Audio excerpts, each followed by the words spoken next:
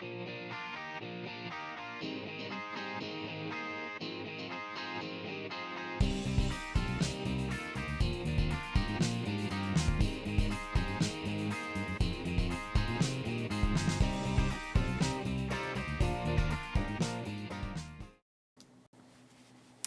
everyone, it is time for this week's live stream. There I was, ready to hit start, and the microphone did nothing. I'm like, what? Everything was plugged in. So I moved the plug one port over, started working. Go figure. Sorry I'm a little bit late. Thomas, you were the first one here. Do you realize what you win? Nothing, but you're the first one here. So thanks for chiming in. Hello, Bello Luis. Nice to see you here. I don't recognize that name. I should, right? There's a little sun next to your name. Hi, Goalie Mask. So, I was gone last week. I hope you guys missed me. I missed you, of course, but I was out doing business and having a little fun at the same time. Got a little bit of California sun, and we are going to be having some interesting conversations today. Yeah, Goalie, you did not make it first. Hi, Amar. Hi, Christine. Listen, I wanted to talk about heat today, but first I want to cover a few important things. We're going to start off with me for once. I want to remind you, please buy things from Milov's Reef. I would really appreciate any business you throw my way, especially in the summer months when we tend to not spend as much money as we do in the fall when we're tinkering with our tanks. If you need any kind of dry goods, if you need any acrylic work, please reach out to me. Send me your business, keep me in business. I do appreciate your constant support. I feel like the YouTube channel actually helps my business a lot. I feel like I'm selling to my customers because when I call them and say, hey, I have a question, they're like, wow, you sound just like the guy on YouTube. I'm like, it's because it's me. So, I really do appreciate it. MilovsReef.com has been around a long time. In 2009, this was officially my full-time work. And so, I kind of rely on you buying things for me to stay in business. All right. I also want to throw this up on the screen because I never do. Thank you, Fritz, for being a sponsor of this channel. They actually are sponsoring Markna, which is very exciting too. So it's a double sponsorship. And I am very excited that they chose me to represent them. And apparently I'll be doing some work with them very soon that you'll be seeing. And I've got a video I'll be working on here shortly. I always have one, but I have one I'm working on shortly about mixing their salt that I'm going to be doing. And so you can look forward to that. So I want to get that out there. I mentioned Markna, so I'll throw this on the screen. Markna is September 9th. It starts at 9 a.m. on this channel, Texas time, and will go 24 hours, 24 speakers, raffle prizes between every speaker. And I hope that you're telling everyone about this because apparently it's a big secret. I shared some funny things in the beginning, and then people were like, wait, this is real? And I'm like, yes, it's real. We have a website, markna.com. There's sponsors on there. There is the speaker schedule that I have been fleshing out. I'm still not positive where everyone's going to be exactly because I want to make sure I get the time zones correct for each speaker.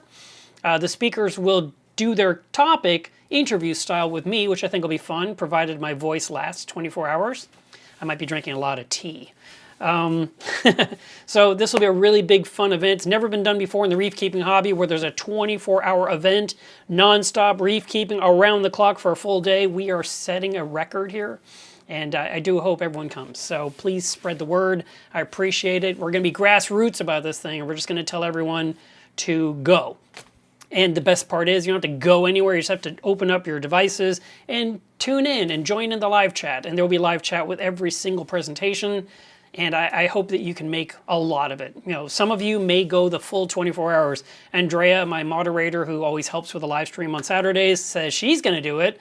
Well, I'm going to do it, and I've got a few other friends that are going to do it. So let's see if you can do it as long as we can. We'll find out about that. I also want to mention Reef Trace. So Reef Trace is an app that I've been a partner in for years. Reef Trace is a really good app for keeping track of your water parameters. I have a habit. I always do this. I write out my parameters as I do my water testing, and then I add them into Reef Trace, but then I have them, and I can throw away the little pieces of paper. And I'm able to look at the trending of my water parameters. But for me, the more important slide or section of the website that I prefer is called Notes. And notes is where I keep track of all the things I did to the tank. If I cleaned the algae turf scrubber, if I refilled the calcium reactor, if I changed the tubing of the Versa pump, if I did a water change, because that's so historic, it's so rarely done, it's in notes. And that way I know when I did it, I can see any comments I have about what happened, or if I change brands of salt, for example. Thanks, Fritz. Things like that. So I really like the notes section, and I think you will too. There is the creature ID, which is really, really good. There is the LFS locator that will look for anything within 45 miles of your location. It works on iOS and Android. I highly recommend it. It doesn't take up any space on your phone. It's just one little thing, and it saves everything to the cloud. So no matter what happens, your data is safe forever. So I wanted to encourage you to get that. Anything else I need to put in? Oh, Coral Magazine. I've been talking about that a lot lately. So here are 3 issues of Coral that I have near my desk. We got the sexy shrimps, we've got the free the fishes, and we've got the rabbit fishes. And these magazines are so good, and they are appreciated by everybody, not just the average hobbyist, also the professional. So no matter what you're doing for a living, odds are you should be reading Coral. And if you aren't reading Coral regularly, I highly recommend a subscription because it is the magazine to get. And at Comic-Con, any comic book store, they sell books that look like this. And it's when you get a series of comics all put together into one. So instead of having to buy 6 or 10 different comics to read the story, you get something called a trade. This is what I call a trade as well. So, it's a book, it's a trade, it's probably got 15 different articles in here each issue. It is totally worth your time. And I have a feeling you're going to be hearing more and more about Coral from me because as I read it, of course, I want to share details with you guys on this channel. So, but I clearly cannot cover the cover-to-cover sections with you on this channel unless I just read the magazine live until I ran out of bandwidth, and that's crazy. So instead, I recommend you get the magazine. It's not expensive. You get 6 issues a year. Keep it in the living room, put it on the coffee table, keep it in the bathroom. If you need something to read while you're in there instead of your phone. It's really worth having. They've been around probably about 15 years, and I've been pushing it lately because I think it's a fantastic magazine, and more people need to be subscribed. All right.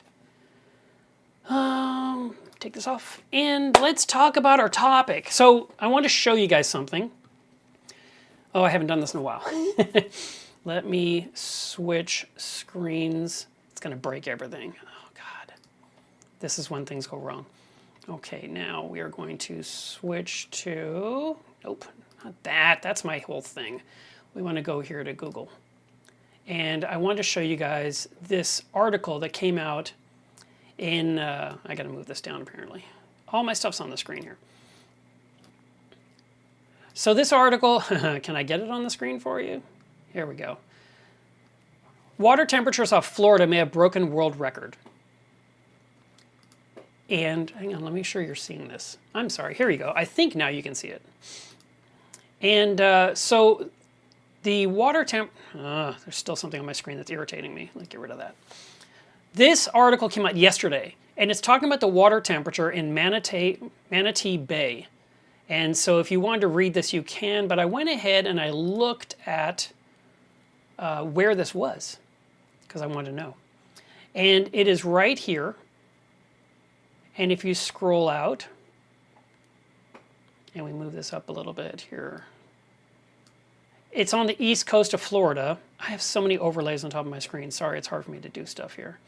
Let me go back to Manatee Bay. Here it is, Manatee Bay, and we're going to zoom out. The water in Manatee Bay, in that one spot right there, has been measuring 101, the water. Now that's at 5-foot depth, and we're not sure if the number is accurate, because if there's something in the water that is hitting the sensor, like seaweed, it could give a misleading reading. But still, 99 to 100 degrees, 5 feet down in the water, that's terrible news for the environment. That's terrible news for that area. Now it is kind of in a little cove. It's not the open water like over here to the right, but still, it is a scary number, and corals are actually at risk, and a bunch of them have been moved into facilities to protect them from the hot water before they just succumb to the heat. There is a lot of coral bleaching going on right now, And so it is a big concern, and I wanted you guys to see this news because, I mean, it's crazy. This heat has been ongoing. I got so many windows on my screen. I got to reduce this. Too much stuff. All right, let me move this guy down here. Sorry. All right, I feel better now. No, the heat is awful. Let me switch this back to this. God, I have no idea what you guys saw this time. I hope you saw the right thing. There was a button that said publish. Did you see any of what I showed you? Oh my God, somebody tell me in the comments. I hope you did. The heat has been really bad. And the reason we're talking about heat again, even though we talked about it like 2 months ago, and that was May. This is the end of July heading into August. August is typically the hottest month in Texas, but Florida has been getting cooked alive. Europe has been cooked. I mean, the heat wave has been really bad across the planet, and it's affecting everything. And you guys with your reef tanks in your homes, you know what I'm talking about, but I need to discuss it with you again. I feel like this has to be repeated because the danger to your livestock is twofold. AC breaks, temperature goes, I mean, or the electricity goes out, and you have no power to the tank whatsoever. So we need to discuss it again. Normally I would have talked about this months ago and you're all prepared, but what if you're not prepared? What if you've done nothing? What if you are just enjoying your tank and nothing ever goes wrong? Well, for me, it's really important that I discuss this with you because I want your stuff to be safe and healthy and happy, just like I am with mine. So I wanted to get into what can happen. With the heat wave going across the US, of course, everyone that has AC is running it. And with the extra load on the power grid, some companies in some counties will choose to do rolling blackouts. California is famous for this, where they just turn off the power for a few hours, which I think is insane. Because as soon as the power comes on, everyone that was waiting will use power instantaneously. It's like a huge surge of demand because people want to turn their ACs back on or whatever. And so having it kicked off for 3 hours and then have them all come to life at the same time, that's like tripping a breaker in a room with too many things plugged in, right? So if you have an entire neighborhood or neighborhoods that come to life suddenly, it can just wipe out a substation and you'll still have no power. So if you are not prepared for a power outage yet, you have got to do something now before it goes out. I have always urged everyone to own a generator. Now, if you live in an apartment, you don't have that option necessarily. Usually you don't.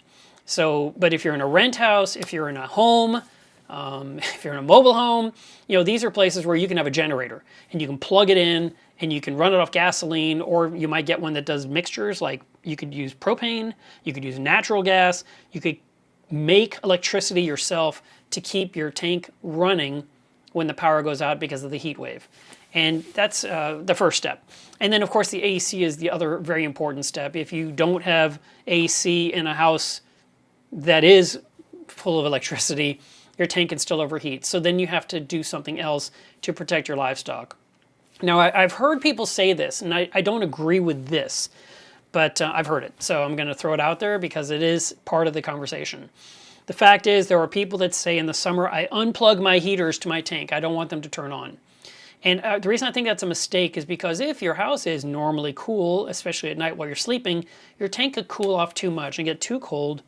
And then, you know, the livestock is suffering from the wrong temperature again. But then during the daytime, the tank warms up, and so your temperature on your thermometer may seem okay. And if you're not watching that temperature all the time with a controller, you wouldn't know that your tank dipped down to 62 or I'm sorry, 72 or 68 or something lower during the nighttime. So it's really important to have heaters that come on while you're sleeping if the tank starts to chill a little bit. But they won't be on for long, not like in the winter where they may be on for a long time to compete with a colder house. So you want to make sure that you do have heaters, but we don't want them to fail. If your heaters are too big for your tank, there is a risk they can cook your livestock. And that's probably why some people just unplug them. They're scared of them. We don't want to be scared of the heaters, we want to have the right size. So for example, with my own reef, I have a really large system of 450 gallons. 450 gallons times 3 watts per gallon is 1,350 watts. So my tank needs 1,350 to maintain temperature, and that would be more than 4 heaters. Well, instead, I choose to use 3 900 watt heaters. And the 3 900 watt, I'm sorry, the 3 300 watt heaters adds up to 900 watts.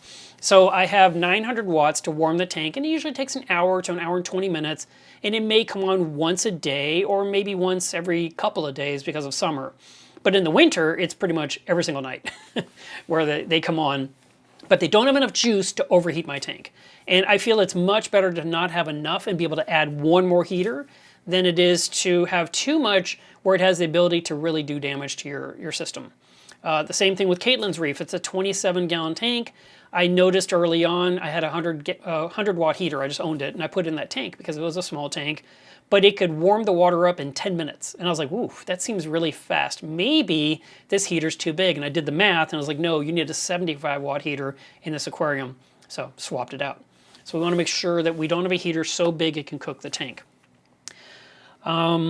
Now I have controllers on both of my systems, so if anything were to go wrong, I get a notification the tank is running too warm, and then gives me time to deal with what I can do to solve it.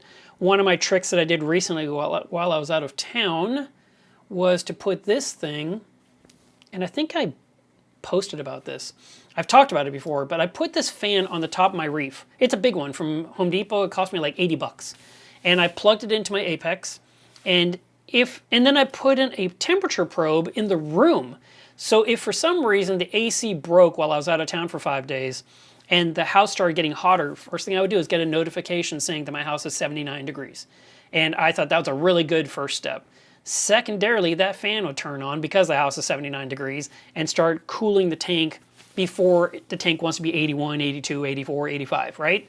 Because once your tank hits 85 degrees, that is the time when the oxygen levels will drop in the tank and you can start losing fish. And as the fish die, they will create ammonia. The ammonia then will start taking out more fish and other livestock, and soon you're having a cascading situation of trying to save your reef. So instead, we don't want the tank to hit 85. If for some reason your tank is approaching that temperature and you cannot cool it down for whatever reason, then I would immediately add an air stone to an air pump and put it in the reef and just let it oxygenate the water. Let it add some more air to the water. That would be a really good competition because the O2 levels are dropping, and this will help maintain them. And if you have a weighted air stone, like a ceramic one that's heavy, you can put it right in front of a gyre, a Vortec, whatever, a wave pump, whatever you're using to kind of blow the air bubbles through the tank. That is not a bad idea. And make sure the surface of your water is rippling. You do not want to look like the top of a still pond or lake. We want the ripples. That's really important. That also helps with oxygen exchange. So make sure that you have the air in your tank. But if you need to cool the tank, there's several things you can do. Number one, if you're doing something today to prepare for a disaster, put some bottles in your freezer to freeze solid. If you have smaller tanks like nano tanks, you can freeze 20-ounce bottles. Just take a little bit of water out first, close the cap, put it in the freezer, and you'll have those. You can just float one bottle in your tank at a time as needed, and then rotate. Put the next one in, take the first one out, rinse it off, put it back in the freezer. And with 2 or 3 bottles or 4 or 5 bottles on hand, you can swap these out and keep the tank from getting too hot if the house is hot. Another thing you can do is use bags of ice. You can get a big old fan to blow in the surface of the water and use evaporative cooling to help keep your tank temperature down. But first thing you have to know is you need to know the temperature of the tank. And so if you don't own a controller, Milos Reef sells Hydros and it sells Apex. And we've got these for you. So if you need those, if you've never bought one, there's really no tank that's too small to have a controller because the controller keeps you apprised of what's going on with your tank. Now, I'm sure someone's going to say, well, I have a 6-gallon, I don't need a controller. Well, maybe you don't. But wouldn't it be nice if you had one? That's my thought, because it's so nice to be told, hey, the tank is out of range. This is wrong, or this is wrong, or this is wrong. And you just get a text and get a notification that tells you, and you're like, oh, let me make that correction instead of thinking the tank is fine. I remember I was on a trip years ago, and I didn't have, what was it? It was winter. I was running metal halides, and so my technique for keeping the fish room from getting too warm was to crack the door open to the garage and let the colder garage air kind of seep into the room, and that way the aquarium wouldn't get too warm. That was, I had fans, but I had metal halides, and they had a lot of heat to the room, so that was my technique in the winter. And I remember I was on one of my trips, and I got a notification that the tank was too cold, and I was annoyed because I had a huge thermometer right above the tank, and my son was staying here at the house, and so all I had to do was play his video games and look up and see the temperature. That's all he had to do. And he didn't look at it. And I called him and said, would you please close the door to the garage? And he's like, okay. You know, like every teenager does. And I was like, oh, this is so easy. How did you not just say, oh yeah, it's getting a little cool. Let me close that door for Dad. But then again, he didn't like taking out the trash either. So I shouldn't be expecting too much at that time in my life, right? But if you have some way to know the temperature of your tank, you can handle it in advance before things go wrong.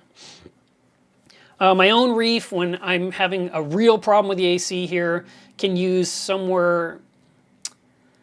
Man, I remember spending $80 in salt $80 in ice one day. You know, went to 7-Eleven, I kept buying bags of ice. I don't know how many pounds of ice that was, but I used a lot of bags. And I would put in 2 to 4 bags at a time in the sump, or some in the sump and some in the reef, and they would melt away in a matter of 20, 25 minutes or so, and I'd pull out my wet pillow and put in another bag of ice. And I was putting in bag after bag while the guys were working on the AC unit. So you can do the same thing. If you are buying bags of ice and you're worried about what the ice cubes may have in them, you can wipe the bag down first of all so there's no contaminants. Then you can put it in an unscented trash bag. Just the white kitchen 13-gallon bags are great for this. You can just put it in there, but don't get one that smells nice. If you have one that smells like flowers or or I don't know, lavender or something, don't use that. But if you can just get regular white trash bags, you can put your frozen ice inside that bag and float that in the tank, and then you can lift it out, and it will help catch any water that was in that bag that may not be, as pure as our RODI water is.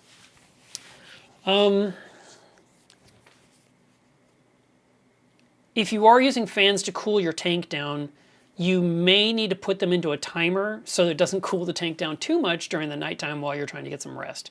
So, again, if you're plugged into a controller, the controller basically has an if-then command. So it can say if the tank is below 76 degrees, turn off this outlet, and the fan turns off. If the tank is above 79 degrees, turn on this fan, and the fan is on. And the fan will stay on until it gets to the lower point. So we want to make sure that we don't over chill it because we need some rest. But, it's really good to have some kind of tools in your arsenal. Now, if you don't have the generator, if you don't, want to go that route, you can use a power inverter, which is kind of looks like a little amplifier that you'd put in. You'd plug it in usually into your car, and you hook it up to the car battery. It provides a little bit of power, and you run a big long extension cord to your tank, and then you can go ahead and you can plug in air pumps, or hopefully you would not need a heater because a heater uses a lot of power. You don't need everything on. You need the bare minimum operational during a power outage. So if you were trying to keep your tank with some flow so you don't lose your livestock, the return pump would be my choice. That would be my first choice. If I can't use the return pump, then I want to use the circulation pumps in the display tank, which would be my Vortec pumps.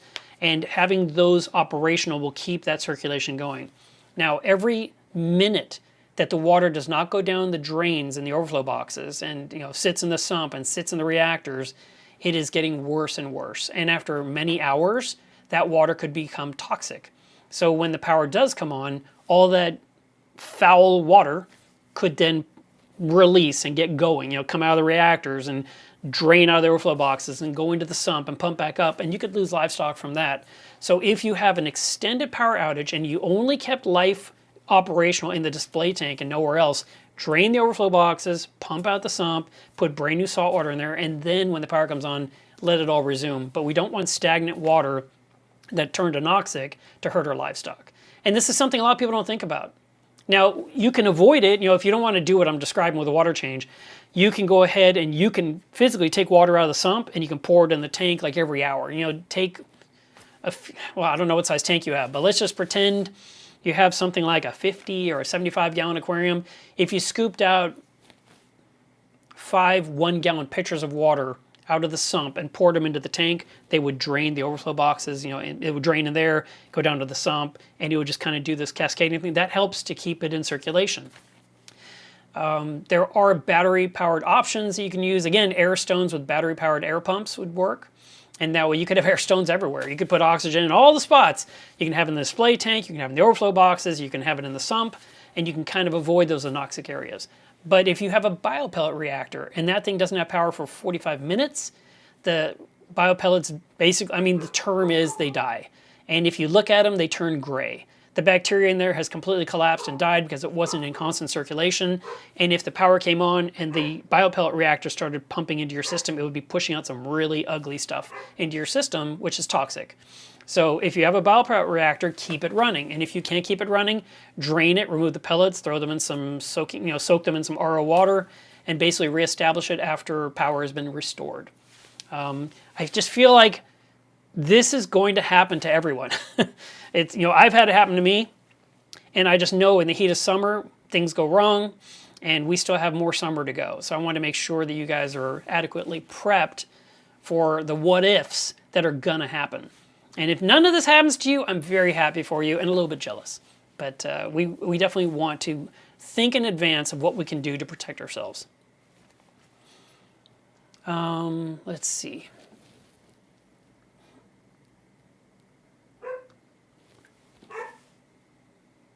Oh, I forgot to mention something else earlier. Let me turn this fan back off. We're done with it. I do have another picture I can show you. How about this one? Ice floating in the sump.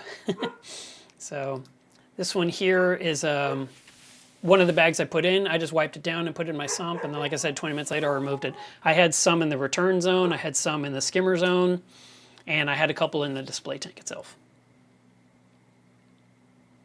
And then if you can manage it, owning a portable AC unit would really help if you can put it in the same room as the aquarium.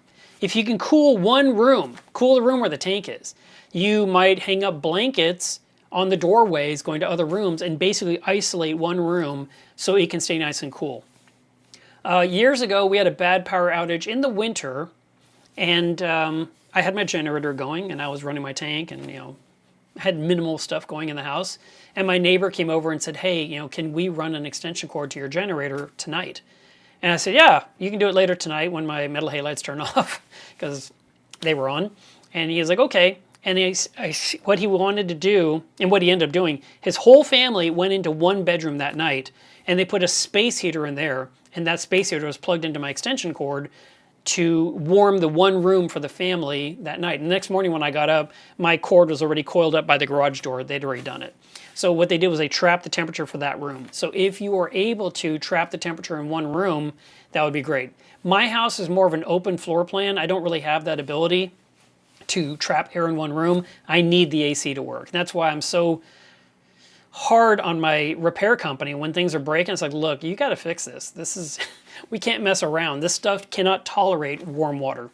And the last guy that was here says, oh, I know, I've been here before. I know this house. I was like, okay, it's just one of those things that I want to emphasize, because it's really important to keep your aquarium the right temperature. Now, another thing, if you own a chiller, you have a little bit of protection. You would then plug the chiller into the generator to keep it operational, and that'll actually create a little bit of flow in the tank too, because usually you're draining water from somewhere. Typically the sump goes into the chiller, and then a pump, the pump is in the sump, pushes into the chiller, and then from the chiller it probably goes up to the display tank. So that could be a form of very slow circulation. As it's draining down, it hits the pump goes through skimmer, through chiller, and then back up. But that's not the return pump. It almost never is. Usually the chiller has its own dedicated pump that's somewhere around 500 gallons an hour. So it's not very much flow, but it's enough to help keep the tank the right temperature. But the chiller is going to be pushing out heat into the room, making the room hotter and hotter. And the hotter the room gets, and the room's already hot because of your lack of AC and your lack of electricity, then the chiller has to work even harder in a hot environment. So it's kind of a negative at the same time as it's helping. So you have to kind of keep all these things in mind as you're trying to figure out the perfect situation. There was a guy, I learned about this years ago, he split his chiller. You know how people have a split air conditioner? He had a split chiller. So he had this big coil, and I think it was probably at a PVC housing or something, and then the compressor part was outside. And he ran the tubing from the compressor all the way through the house and to this PVC apparatus. And that's what chilled, but the thing sat outside making all the noise and doing its job, and it chilled the tank. And then after I saw this, and it was in the tank of the month years ago, then I learned more and more people are doing this, instead of having a noisy, because the chiller is not silent, running in the room next to the aquarium. I thought, man, it's really nice. Doesn't work for everyone, but it is a nice feature. But again, if you have no power to the house, you can't run the chiller. So you have to have a way to turn on the power to these specific things. And that's why I'm recommending a generator, because a generator lets you plug in everything you want to plug in and not just limiting it to the absolute least like a power inverter would do. Now, one other thing I haven't mentioned, I set up a battery array 2 years ago. I bought a series of the big 12-volt batteries and I put them in a row. And I hooked up all my Vortex and Vectra pumps to that because Ecotech lets you use a 12-volt battery backup. And I also use the booster cables for the Vectra because that one has to be it's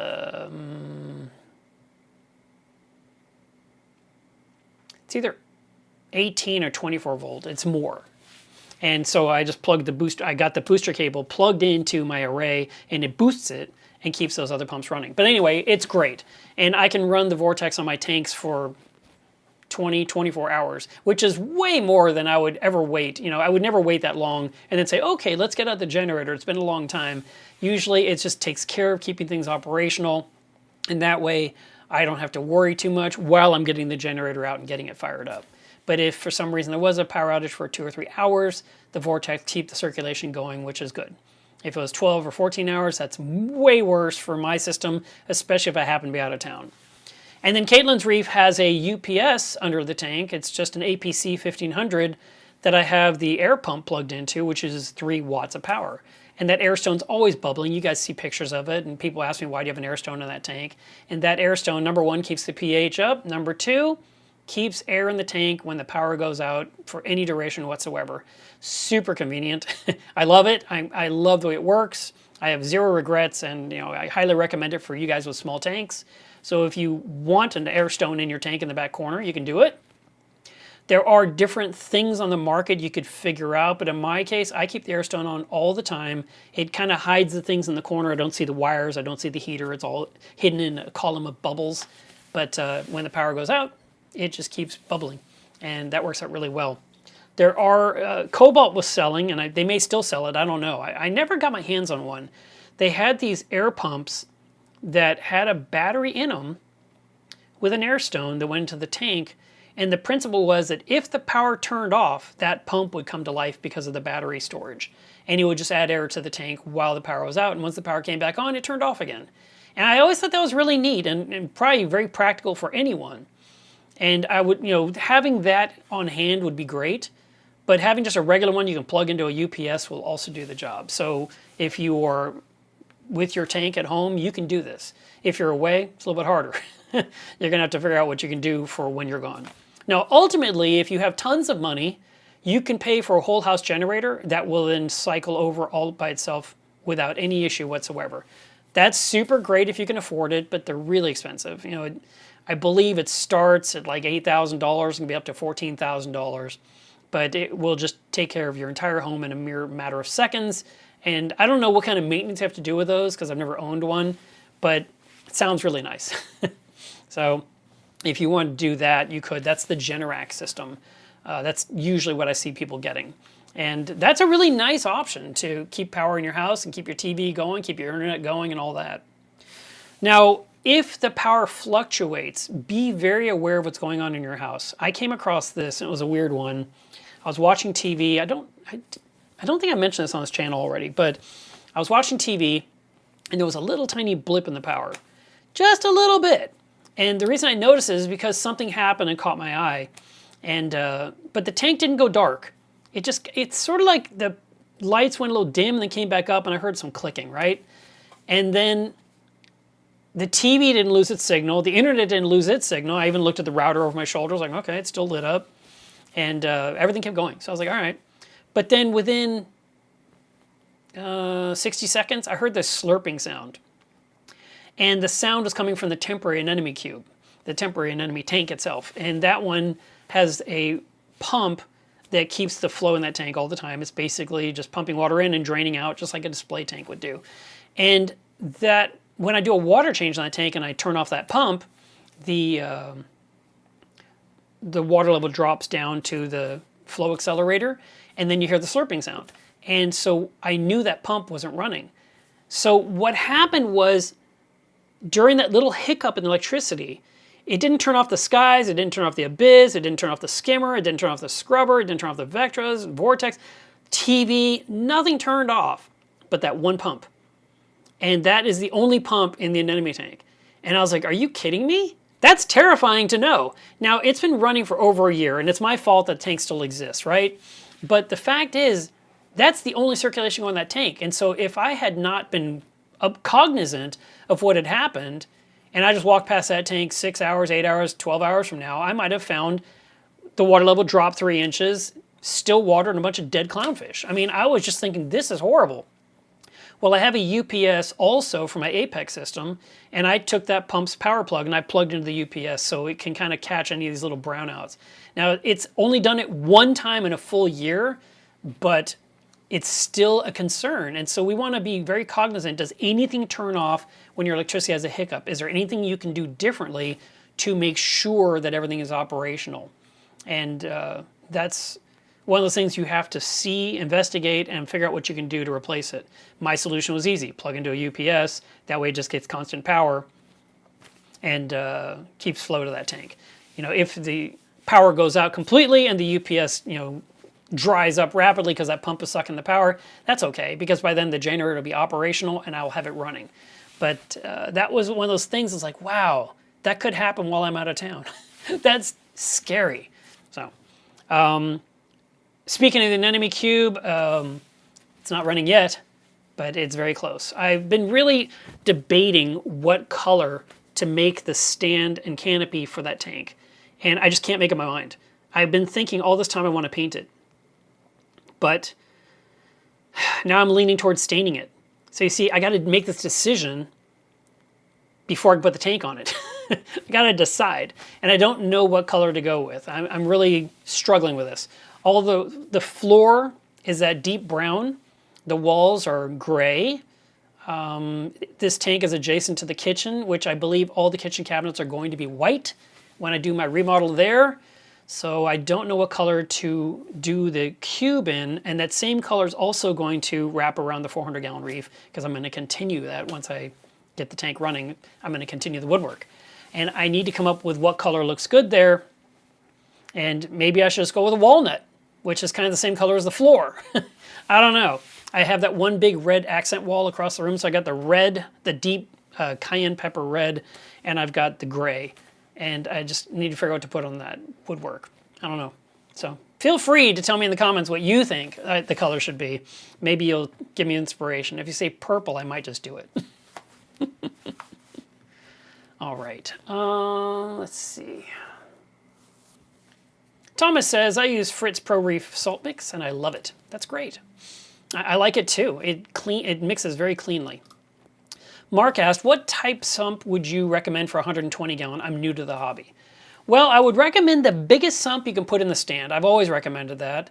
You know, in a perfect world, I'd put a 120 gallon aquarium under a 120 gallon tank, so it holds all the water. But that's excessive.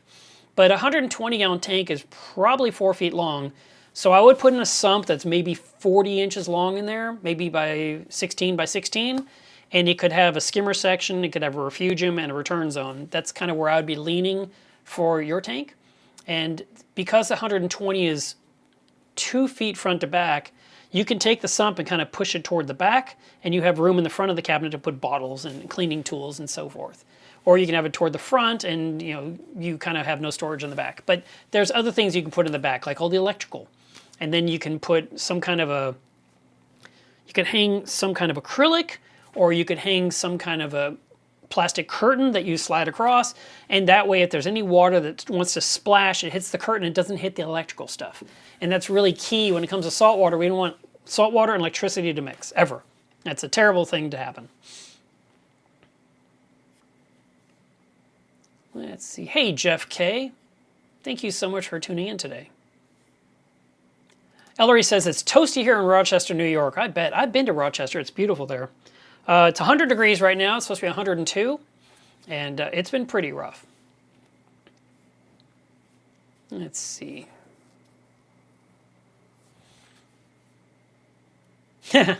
Mike Campbell says, hope you had a blast out west. Turns out a lot of reefers are into sci-fi, anime, and gaming. How many people recognized you at the convention? Actually, nobody.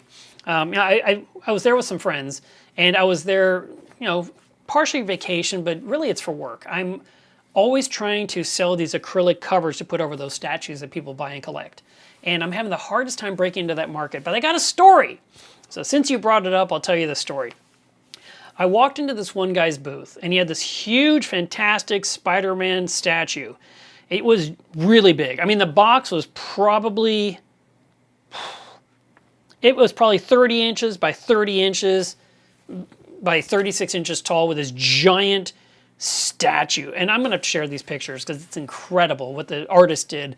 They didn't just have like one big Venom or Carnage or something like that. It was like all of the enemies and the heroes, and there was so much stuff that, matter of fact, the guy I was talking with that was working the booth said they had an idea of what they wanted to make, the statue, and whoever they were talking to says, you can't do that. And he was like, challenge accepted. And he says, I'm going to incorporate everything into the statue. It's going to be insane. And the cool thing about this thing is it was a 360-degree statue. It really needed to be on some kind of a pivoting Lazy Susan type apparatus where you could see everything as it kept turning because there's so much to look at. Anyway, huge acrylic case around it.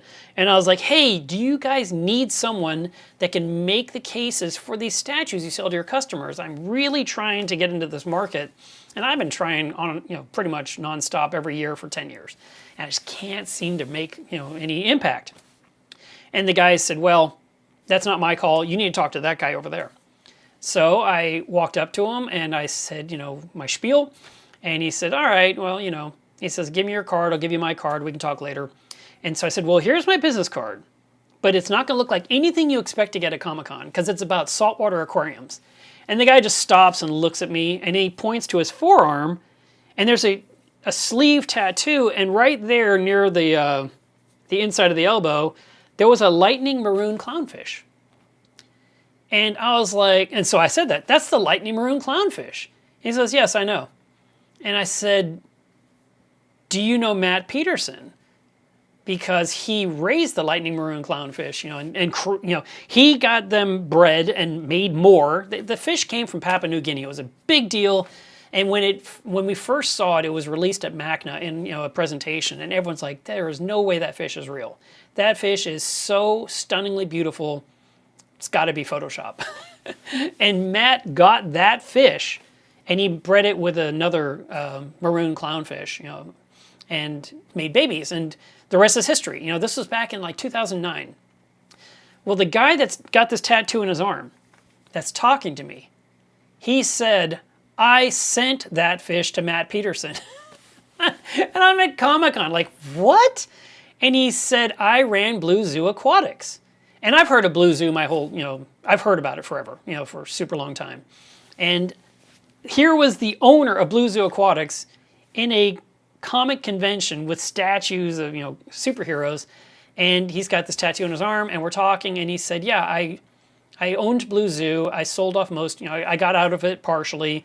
And then it was something like 2017 or 2019. He got out of it completely, sold all the rest of his shares or stock or whatever, and, completely washed his hands of Blue Zoo Aquatics.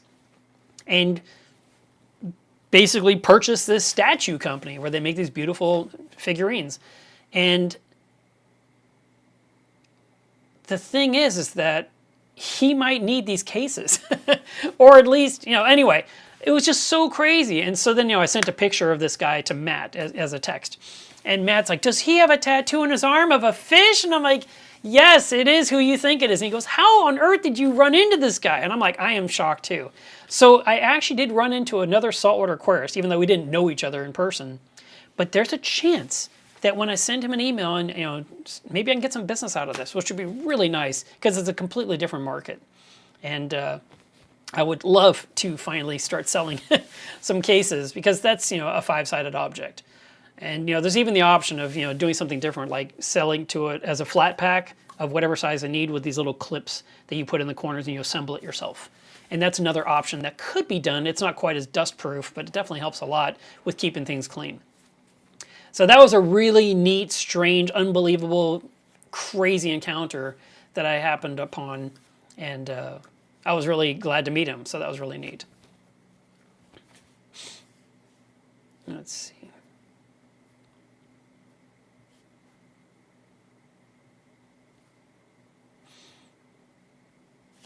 I'm reading Baker's Reef. He's telling us stuff about being a line man.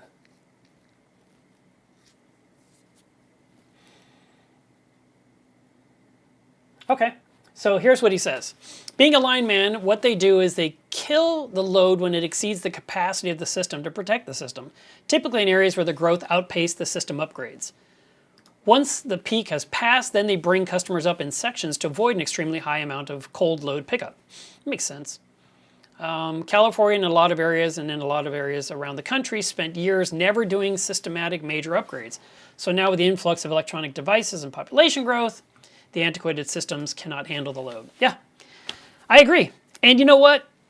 I think Texas needs a nuclear power plant. I have no concerns about it. I say build one. Let's create a ton of power for Texas. I'm totally fine with it. We have so much land. I swear we must have a spot that would be perfect to put this thing and provide clean power for everybody. I'd love that. Eric says controllers are nice, but there are alternatives to the Apexes. They are pricey for most people. They are, but they aren't. So controllers cost money. You can buy them used from other hobbyists that are leaving the hobby and save probably 50% of what it cost. But when you think about the cost of each frag you buy for your tank, let's say you didn't buy 6 frags this year because you bought 1 controller. You know what I'm saying? Because the controller will keep the corals alive a lot longer than you buying 6 frags and trying to keep them alive yourself with no assistance. I really prefer a tank on a controller at all times. But I understand what you're saying. Things cost money. And I'm not saying you have to have every bell and whistle, but the basics you should totally have. And having the ability to turn off a heater's power source if the tank gets too warm is fantastic. Now, I know that people buy the Inkbird as a way to mitigate disaster. Before Inkbird existed, people were using, what was that thing called? It was big, and it hung on the wall, and it used a temperature probe too, and it cost you like $100. And you would hook up your heater or your chiller to it. I can't remember the gizmo. It's been around forever, but it's not very popular. Inkbird has like stolen the market, and I'm not really surprised. But at least there's some kind of a controller. But there are other ones on the market, and you know, just like the Apex Junior, I think it's like $200 or $300. That can monitor the tank. At least it can give you some notifications. It won't be able to do a lot of control, but it can give you some updates on what's happening, and that's just a good starting point. And then, of course, if you want to add different components, you can grow the ecosystem. You can do the same thing with Hydros. Hydros has a very, very simple starter kit, and then they have the more complex one, and then they've got the latest one that's coming out that's got every bell and whistle you can imagine. So it really comes down to what you want versus how much you want to spend. And ultimately, you know, I just think something is better than zero. I know some people are swearing by smart plugs. I can use my smart plugs to do everything. I'm like, really? Can you? I mean, I'd have to see it in action, to be honest. I mean, it's great if they can. I know that, you know, with Apex, I can use Alexa to tell it to turn off the skimmer. You know, well, my hands are wet. I can just say it, and the skimmer turns off, and I can be dealing with whatever I got to do, like take the collection cup off, go wash it out, and put it back, and then just tell it to turn back on. It's really convenient. But I don't use it very much. I'm more about hit a switch.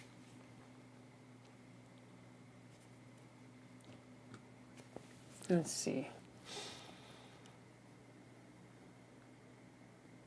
Yeah, I see some people talking about how they use Alexa.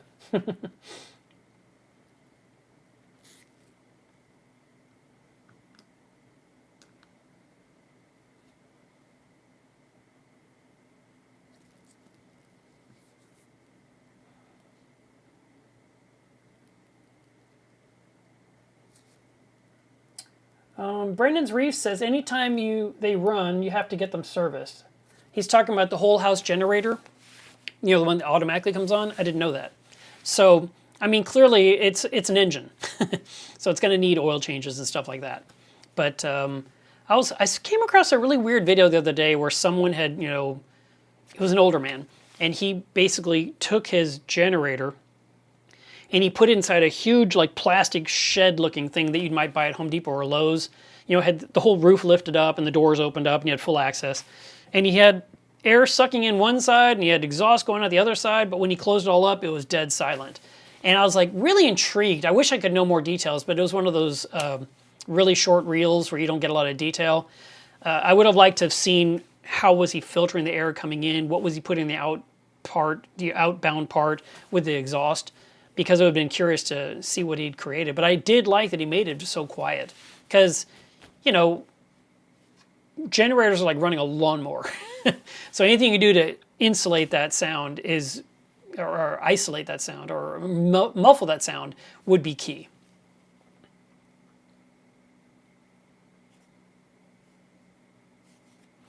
OU8112 says, this is going to sound weird, but have you ever felt your water was too clean? No.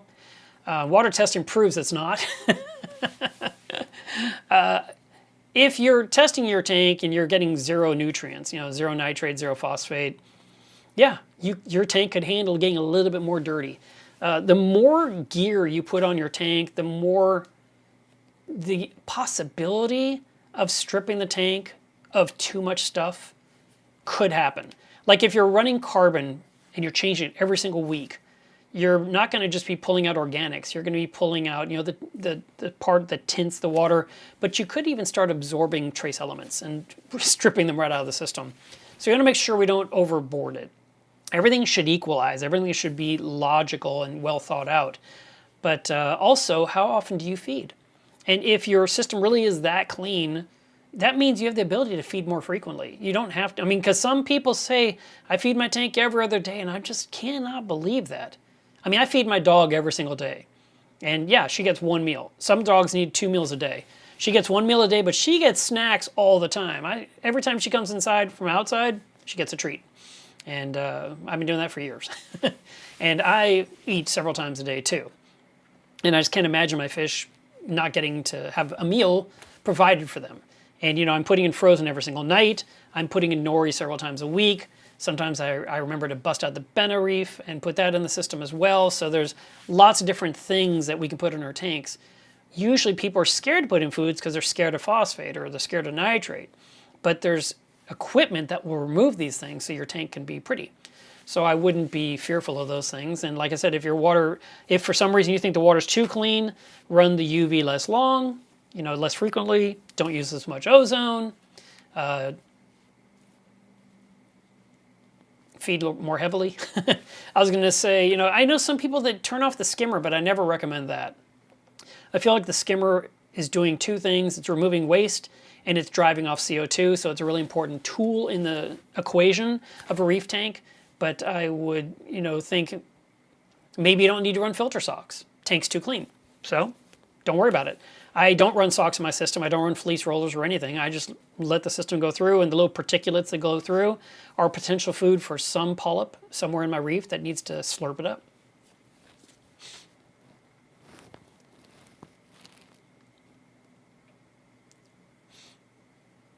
Winterwater said, the power was out of my tank for 6 hours the first day of my vacation to Venice, of course. I got someone to get it running the next morning and everything's fine. But it made me think, all the livestock survive shipping longer than 6 hours. Why does it die in my tank if the power goes down? The reason being, the bagged fish are usually bagged with air. You know, they pump in air into the bag. It's either air or oxygen. Usually it's air. Just depends. If it's overseas, it could be oxygen pumped into the bag. The fish have not been fed for a couple of days so that they won't foul the water while they're in it. They're in a sealed cooler where they're in pitch darkness, so they probably are barely moving in there. I don't know this for a fact, but I'm trying to reason my way through it. It's going into transport, it's on a plane, it's flying across the ocean or across the nation, and I just don't think the fish is doing this in the bag. It's probably kind of staying in one edge and just kind of hovering and not expending much energy, but you know that it's releasing urine into the water because we always talk about when you open the bag that the pH is going to plummet and it's really dangerous to the fish, which is why we go through the acclimation process and we try to get them some new water and air as soon as we can. So there's that. Now, your reef tank is an entire ecosystem. You've got fish, you've got corals, you've got bacteria everywhere. You've got sponges, you've got worms, you've got all this stuff happening. And when the power goes out and the water goes stagnant, and the sand bed is soaking up the oxygen, because it does. There's life in the sand bed. It is going, and it's just pulling it out of the system. And that's why reef tanks can't handle long durations. And I'm telling you, you were lucky with 6 hours. But there are people that, at 8 hours, 9 hours, 10 hours, they're losing stuff left and right.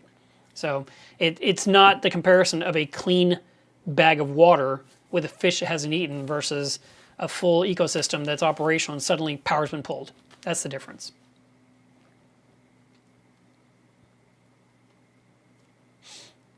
Oh, by the way, someone said solar's unreliable and takes too much space, and windmills slaughter the birds.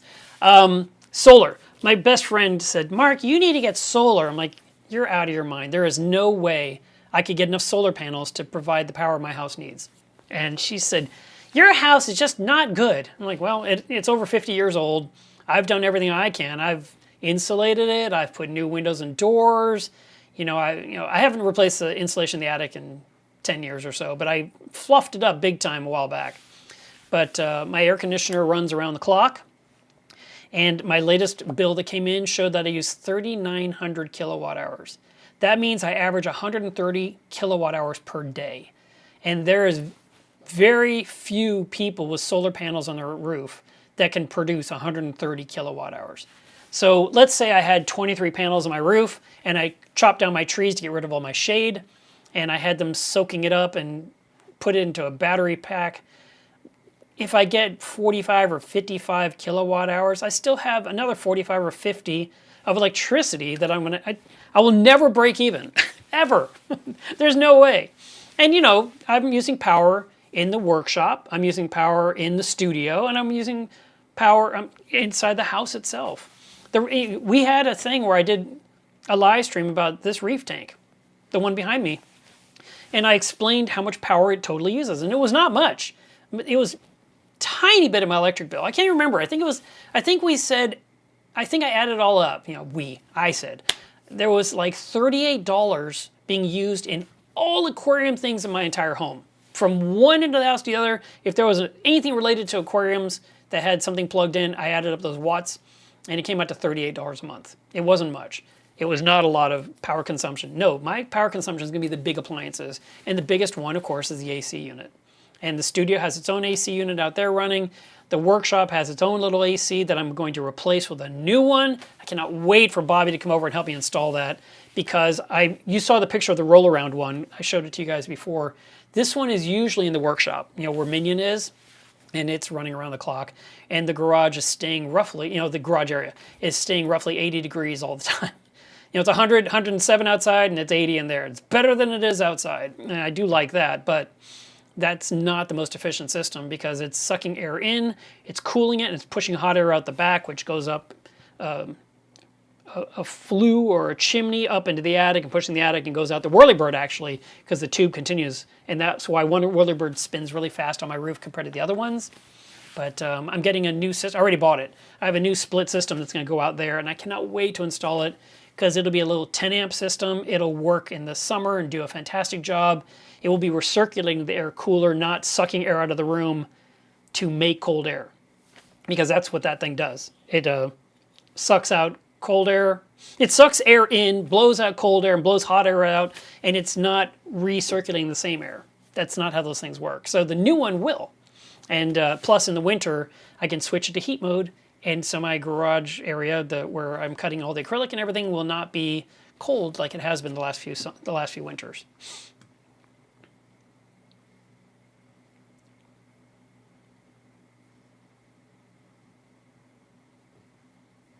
Let's see. Don't worry, Eric. I wasn't disagreeing. I don't think I was disagreeing with you. You were saying that's not. I said, what are the alternatives to Apex? You don't need a controller. There are other things you can do. There are different things. There are different choices. But in the end, you just got to figure out what works best for you. When I first got my Aqua controller, which was the precursor to the Apex, I was using X10 controllers. And X10 controllers, I think you bought them directly from them. I don't think we had an Amazon back then. I'm not sure where I bought them, but I bought a bunch of modules. They were shipped to me, and I hooked them up all over the house to turn on lights and stuff. But I also used them for a lot of components under my reef tank. And that was what I did back then. But I'm very immersed in the Apex ecosystem at this point. So of course I recommend it because I've been using it for so long. Basically next year will be 20 years of Neptune Systems gear on my aquarium. Renko controller, thank you, John. John Doe. I've heard of you. Yeah, the Renko controller is what we used to use way before there was the Rainbird, the Inkbird. The Inkbird controller. Rev Devil says, can zero TDS water be dirty? No, it should be very pure. That should be your best water of all kind. I love those kind of questions. That's perfect.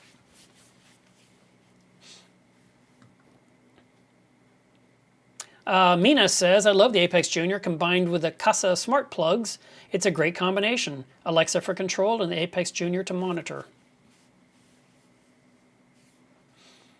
Dustin says, if you turn off the skimmer for a portion of the day, wouldn't you be blasting your tank with nasty water all the time?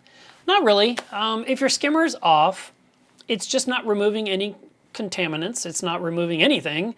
And your tank, it's still the body of water that's in your aquarium.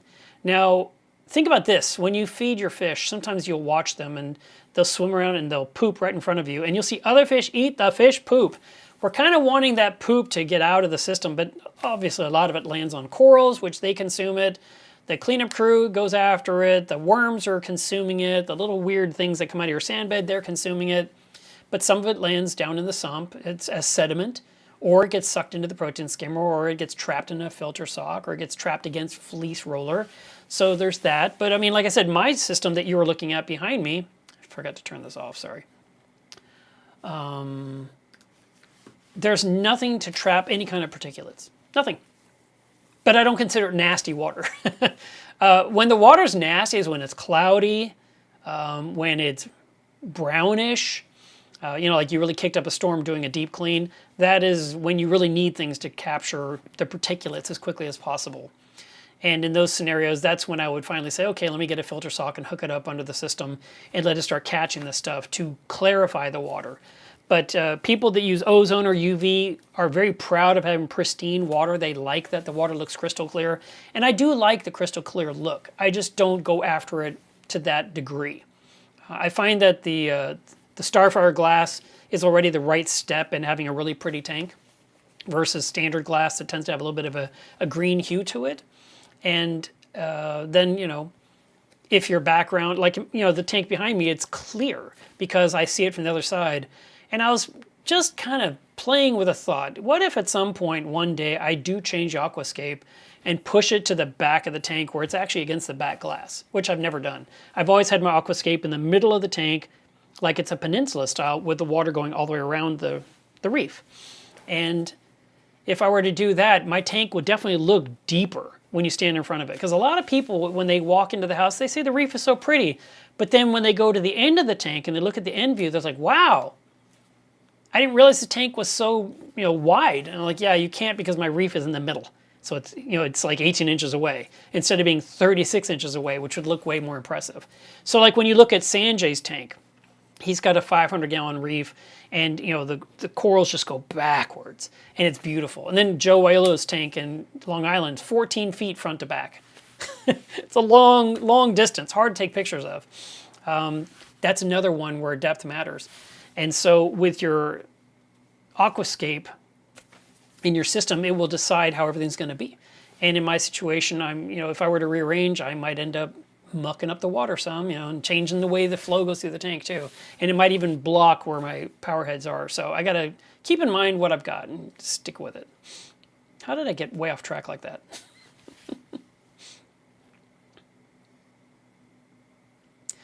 Baker's Reef says, have you ever used Miracle Mud? No, I have not. I never really got sucked into that one. I saw a few tanks with it and it just never was a thing. But you know what? I just talked to Ling Sai from, I think they're called Aquatic Ecosystems.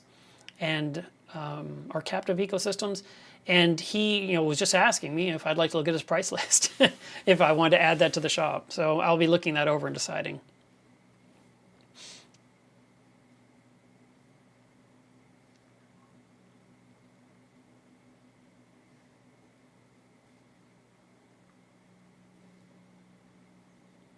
Vivek says, how do you remove phosphate from zero TDS water?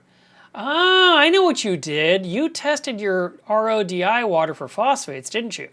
You can't do that physically. It's not possible. What you can do is you can take your RODI water, you can mix it with salt and make it salt water, and then you can test it for phosphates with your phosphate test kit. DI water can't be tested for phosphates. It's ion-free and it messes up the kit and makes you think you have horrible phosphate levels. Ask me how I know this. Many, many years ago, I was having problems with my tank and I was trying to figure out the phosphate situation and I was testing everything and I went to test my RODI and it was really crazy high. I'm like, oh my God, this is awful. And I contacted my supplier and said, do we have a bad batch of DI resin? What is going on here? And they were investigating and I went and got a new DI from a different company and hooked that up and it was also high. And I was like, what is happening? Why is nothing taking out the phosphate? And that is when I learned through a lot of testing that you cannot test RODI for phosphate. But if you mix it up with salt water, then you test that, which is brand new salt water. It's not been used for anything, right? It's salt and RODI. And then you test it, you'll get a nice low or zero phosphate level. You're like, oh, it's totally fine. It's just the way the DI water reacts with the reagents in the test kit, and that's why you're afraid of it. But actually, you don't have phosphate in your water. So don't worry. It's not that. Your RODI water is nice and safe. But test it. Find out for yourself.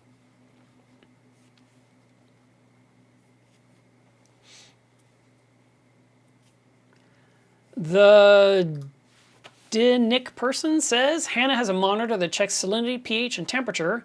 It doesn't communicate with your phone, but it will beep when something goes out of parameters. It's come in for the clutch for me twice. That's great. There's another product. What is it called? It's a white thing. You stick it in your tank. Senai? That's another one that can actually kind of measure what's going on with the tank. And that one connects to your phone and gives you some notifications. So that's another option of a way to monitor. And I mean, look, I have a top-off system on the frag tank that is just something, probably made by Auto Aqua years ago. Works perfectly. I love it. But I have no idea if it doesn't work. All I can do is be here to hear it if it starts beeping. And usually it'll beep if it runs too long. That's how it's designed. It will top off the tank, and then if it keeps running and running, it finally just starts beeping and stops adding water and will not stop beeping until you unplug it, which is good. Let's say you're at work all day and you didn't want the top off adding water all day long, right? So it starts beeping at 10 a.m. and you finally come home at 5 o'clock in the evening and you walk in, you hear beep, beep, beep, beep. You're like, oh, let me check the top off. So you correct the problem. If it had been the top-off system on the Hydros or on the Apex, you would then get a notification saying there was a problem, and you could probably disable the power to that plug with an item in the app and just solve the problem. But there are other things on the market. It's just like having I bought a gizmo at Harbor Freight once. If the floor got wet, it would scream bloody murder. And I hooked it up, and I would start filling up my 5-gallon jug. And then, of course, I'd forget, and the jug would overflow, and the water would run down the washing machine, and it would hit the tile, and it would hit that sensor, and it just sounded like my house was on fire, the wailing. And I'd run across the house to turn off the water, which is so much better than so many times where I just forgot. And I'd walk over there like hours later, like, oh my God, and there's water everywhere in the utility room, and I had to get the mop. I had to mop up the mess and throw away the cardboard that got wet and all that kind of stuff. So I really did like my sensor. Later on, I had some kind of a big plastic tray, like something that bread is sold on at the supermarket. Maybe you've seen these racks of loaves of bread. And I had a tray that was like that I put on top of the washing machine. I put my jug on top of the tray. It was a nice, strong, hard plastic. Think of the same type of material they used to make milk crates. And I would put my jug on the tray with the lid up on the washing machine, and I would just fill it up. And if I forgot, the water would just rain down into the washer, so I'd have extra water in the washer. And it was RO water, it was really pure. But I would wash my clothes with the water in the machine. So that was how I stopped flooding the floor. But now I have front-loading machines, I can't do that anymore. But I don't fill jugs that way. All my water goes through the wall and into the fish room and goes to the saltwater vat. It goes to the top-off container under the reef. It goes to the top-off container under the frag system. And they all have float valves on them, so that way when they're full, it just turns off the RO system. It's actually running right now. And what'll happen is when the floats are all pushed up and it can't add any more water, the RO system will make this weird shuddering sound, and I hear it, and I go and I turn off I close the valve so no water can go to the fish room anymore, and the system turns off. And that's what I've been doing for a long time. But these are the differences between monitoring and just having things that make sound effects. There was a product that someone just posted in the Hydros group. I can't remember the name of the company because I wasn't familiar with them, but they were making some kind of a sensor that could look for smoke, CO2, methane. I mean, it looked for a bunch of things. And they said it hooks up into a 5-volt power supply, like the little plugs you use to charge stuff. And you could put that in under your tank, and so if anything weird happened down there, you get an alarm. It's something, just a siren wailing. And they were asking if people thought that would be something practical and useful that they'd like to have. So, I mean, there's a lot of different things you can get that will give you notifications. I just like a controller that will send me the message to my phone, because I might be outside in the studio working and something's going on with my tank. I wouldn't know unless I happen to be in the house to hear the sound effects or to see the light turn red or something like that. There's different methods of being notified. But yeah, that's a trick Devin did on Reef Dudes. He set up a whole strip of red lights behind his reef tank, and if something was wrong and the alarm went off on his Apex, I believe that's what he had, the back of the tank would glow red, and he would know he needs to go investigate what's going on. It was a visual. So having those kind of visuals are really practical. If your tank's too hot, if the salinity is too low, if the alkalinity is too high, you know, if something's not running long enough, you know, there's so many features. So it's very practical. New Wave says, where would be a good place to purchase large water vats in the DFW area? That's a tricky one. I found mine on Craigslist. So I bought mine used, but they looked new. They were filled with vodka, so they were very pure. And but I haven't really had much luck. You can try places like Northern Tools. They sell them. Or if you go to a tractor and grain supply, like for farmers, they tend to have different type of containers like that. And you can do that. But yeah, getting something in your town is the best way to save money, because the freight for those things is crazy expensive. I was considering getting rid of my 250-gallon poly tank for a 200, because a 200 would be a little smaller. I'd be able to take it in and out of the room to wash it, and I'd be able to pour salt into it more easily than I can with the one I have now. But I had a buddy that could get me a discount, and it was still like almost $500 for this thing, and I was like, I have one that works. I don't feel like spending that much money just to have a smaller one. It's like, I'll just keep using this thing till it breaks. And then I'll probably cough up the $500 to get the slightly smaller one.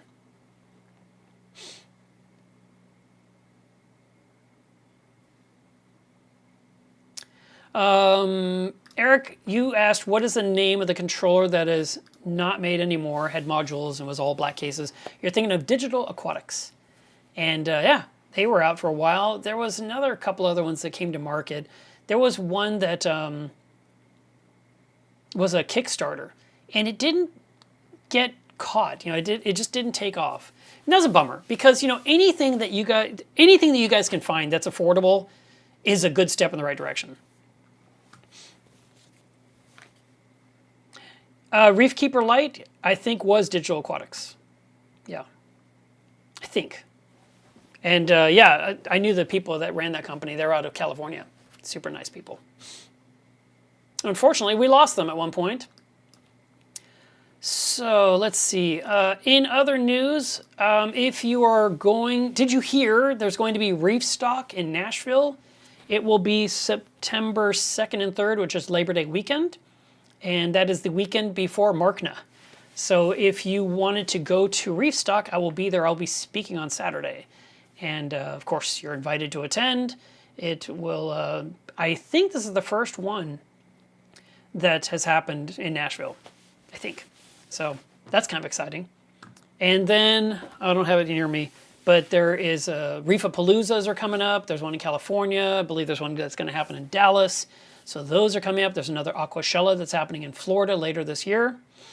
But it's all about Mark now on this channel. Hey, I want to show you guys something I bought. I even asked, do any of you guys have the new app called Threads?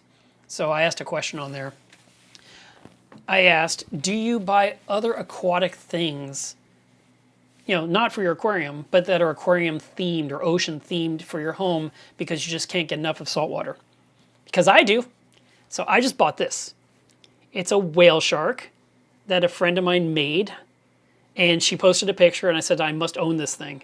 And it's super cute. So I got this, and Jack, of course, smelled it and thought it was for her, and I was like, nope. And so she walked away, which is good. But I had to get this whale shark. I really asked her for a life-size one, but she refused. This is made by Laura over at Cozy Critter Designs. So she makes these on the weekends. And I had to own this, so I'm really glad I got it. It's a little mascot. It'll go somewhere in the background for future videos. But I'm always looking for art, and I found some stuff at San Diego Comic-Con. The shirt I'm wearing right now, this was also from Comic-Con, and I loved it, an anglerfish.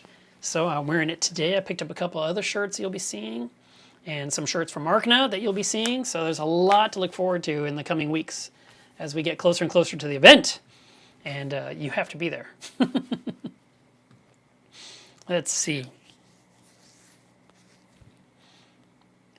Rev Devil says, was it true that the Tunzi wave box can stress out your aquarium and cause it to burst?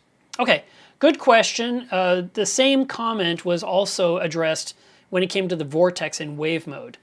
I never wanted to run my tanks in wave mode. I've seen it at the shows. I think it's great at a trade show to watch the water doing this in the tank. I just think that's so cool, especially a big tank that's empty. When there's nothing in there and you just got this rocking motion, it's cool to look at. It's an eye catcher. But for me, I don't enjoy looking at an aquarium that does that. It's not my thing. People like to see their coral in the tank doing this. And maybe there's a fish in the front of it that's doing this, just kind of rocking back and forth, but not swimming, and just kind of sitting in the hover mode with the wave. That's not my thing.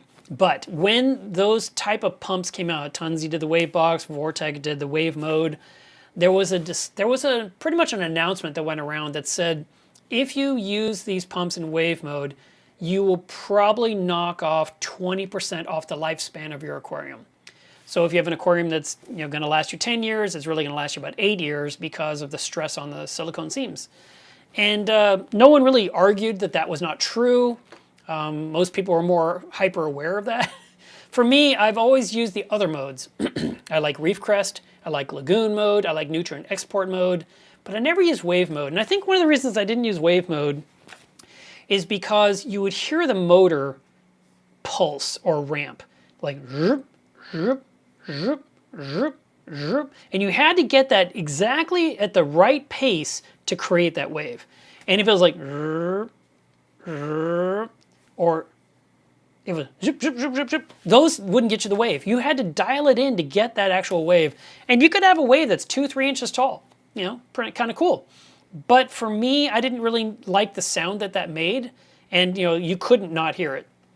Even the wave box had some sound through the wall of the tank. You could hear it because the pump was also pulsing, pulsing, pulsing in the box, sucking water from the box in and shooting it out the output. And so I didn't do it. Another thing that was pretty popular 15 years ago, and you don't hear about very often, was a surge device. And that's where you had a big tank above the aquarium. It filled up with water till it hit to a certain point, and then it would flush. It would just dump all the water into the tank rapidly, and then the valve would close, and it would start filling up again gradually, and in a matter of however long it took to fill, and then it would repeat the flush. And this flush, this dumping of all the water in that container was desirable. It was a way to add something different than just closed loop or power heads. And the problem was if you didn't set it up correctly, it would not only push out a lot of water, it'd push out a lot of air bubbles too. Now, if you have a huge tank, like 20,000 gallon reef, doesn't matter. But when you have a 100 gallon tank or a 200 gallon tank or a 400 gallon tank, the bubbles might irritate you because it's like suddenly you have confetti going through the reef, and then it dissipates. And then 90 seconds later or 2 minutes later, here comes the confetti again. And then here it comes again. So there was different methods people used. I remember a guy had a tank upstairs for the surge, and then he used some kind of actuated ball valves that would like close it before the tank was completely empty to stop the... so it would just be water coming out, but no air. So like, before it get to the point where the air would get into the pipe, here he closed it. But it had like a slamming effect that you could actually hear. So again, it's all about sound with me. So I don't really like those type of devices myself. So, oh, Brandon, did I say it wrong? Chattanooga is where it is, not Nashville? Okay, all right, my mistake. So Reef Stock will be in Chattanooga. Thank you for correcting me, appreciate that. All right, well, let's see how we're doing on time. Oh, we have wrapped up everything already. Is there any other questions you'd like me to answer before we wrap up the show?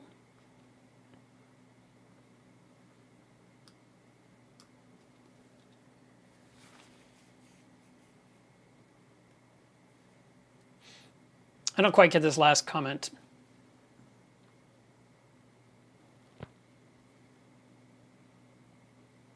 But thank you for saying my videos were excellent.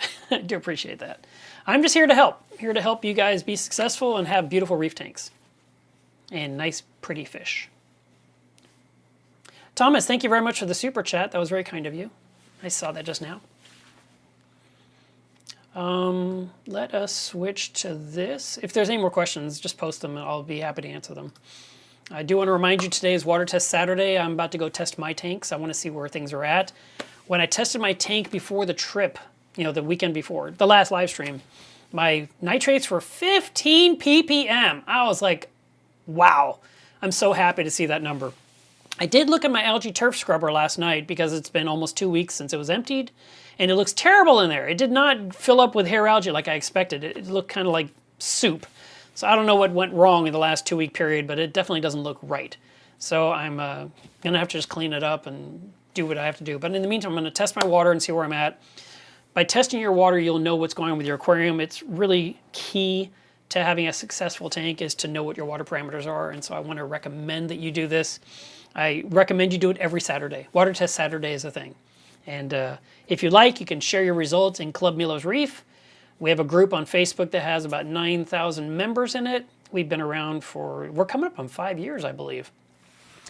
And, oh, one other interesting number, I believe, I don't know, I'd have to double check, but I believe this is like our 251st live stream on this channel. The first one was done in August of 2019. So we're coming up, I'm sorry, 2016. So we've been doing this for a while. And you know, I do appreciate you guys tune in each week and you like to listen to what is being discussed and get into the conversation, because it really is important that we stay in tune with our hobby and avoid things that, you know, avoid the pitfalls, avoid the frustrations, and have success. And part of that success is testing your water. So I really do encourage you to test your water. It's something Caitlin recommended. She said water tests save lives. She's right. And it's, I miss her. I should say that while I'm thinking about her. Aw. Tiff says, I just received my heater hanger rack yesterday and installed it. Love your videos and posts here and on IG. Thank you very much. I appreciate that. I'm glad you got that finally. Sorry it took me a little long to get that out. All right, you know, guys, I don't see any more questions coming in. I think you guys have things to do, and I hope that you have a great weekend. I will see you guys again next Saturday. We'll have another topic, and in the meantime, I hope that your reefs continue to look beautiful. Oh, one last question. We'll throw it in here. Dustin says, can SPS survive in lower flow systems? What should the flow be like? SPS corals like a lot of flow. So a lower flow system would be better for LPS, which would be the larger stony polyp corals. Doesn't mean you couldn't have things like Montipora in a lower flow tank, but the flow is what helps keep the coral clean so that it can continue to grow. And if you continue to have low flow, sediment can land on that coral and that spot will just die. And then you take a turkey baster and you blow it off and there's a dead spot. You're like, oh, I should have done this sooner. But if you had higher flow, it wouldn't trap there. It would just blow across and get out of the system because it would get caught somewhere else. So it really is key to have good flow in a tank. They said how much, I can't give you a number like 20 times turnover or something like that. It really is something you just have to kind of figure out for yourself. But, you know, if I just can't say you need this. I don't really have a specific number I can lean on. But you can tell. If you have a tank with high flow, an LPS coral will not do well. It's a great tank for an SPS coral. And we usually put the LPS somewhere lower in the tank, away from all the flow, because otherwise it'll tear the skin off the skeleton. Julian says, can you do a 90% water change because I have high nitrate? Well, how high is your nitrate? First of all, let's talk about that. But yes, you can do a 90% water change. And but if you just do a 50% water change, you will cut the nitrate in half. So you could do a series of 50s. And each time if you did them like every couple of days, you would go 50% of the number. Oh, okay, let's just take a real number. Nitrate is 100. You do a 50% water change today, your nitrate's at 50 immediately. In 2 days, you do another 50% water change, they're at 25. In 2 more days, you do another 50% water change, they're at 12.5. So you see just 3, 4 water changes, you can really fix nitrate in a tank. Now mine, I don't do water changes very often, but I'm using Fritz 460. And that is something that just sneaks up on your reef and gradually brings the nitrate down. And not enough people talk about it because they don't correlate it with it. But I mean, I've done nothing different. I did not change one thing on my feeding. I didn't start doing water changes like someone might be more prone to do. I added the Fritz 460 for several weeks in a row, and it added the missing bacteria that my tank needed to consume waste and sludge. And then 3 months later, boom, nitrates are down where they belong. It's like, this is so cool. And I think the reason people don't talk about it is because they don't correlate it to being the Fritz Zyme 460. I think they think, well, I like use Phosphate RX. I recommend that, right? You put it in the tank, the next day your phosphates are nearly gone. That's such an instant product. We want an instant product like that for nitrate. And unfortunately, there is no such thing on the market as of now. Maybe one day there will be. But there are different things you can use. There are denitrifier reactors that you can use that are filled with sulfur, for example. And the water goes in with nitrate and it comes out 0. And eventually you get your tank down where it belongs. There is using the Fritz 460. There is using Brightwell's Nitrate R, which is a resin. I believe you can use Purigen as well as another choice to lower nitrate in your system. You can do vodka dosing, you can do sugar dosing, you can do vinegar dosing. These are all different methods of nitrate control. Some people swear that Kalkwasser helps get those nitrates down as well. I don't know if that's true. But there's a lot of different ways of doing it. But if you want to do a big water change in your tank, here's the rule. Here's the rule. You make a new batch of salt water, and then you make sure that your temperature, your salinity, and your pH is the same as the tank. And if those 3 match, you can change as much water as you want. And if you want to change 50% or 60% or 70%, it will not affect the livestock adversely because the water matches your tank. But it needs to be the same temperature, the same salinity, and the same pH. If you have those matching, you're good to go. If they don't match, you shouldn't change large amounts. Thomas, thank you very much for another super chat. That was very nice of you. He says, I hope you have a great weekend. Your videos are helping me. Well, I appreciate that, and that's why I'm here. I'm here to help. I cannot wait for Markna, guys. I think you're going to have such a good time. And I hope it goes really, really well. All right, I think I'm just going to wrap it up here. I hope that you enjoy the rest of your weekend. And I'll see you guys again next Saturday. Bye.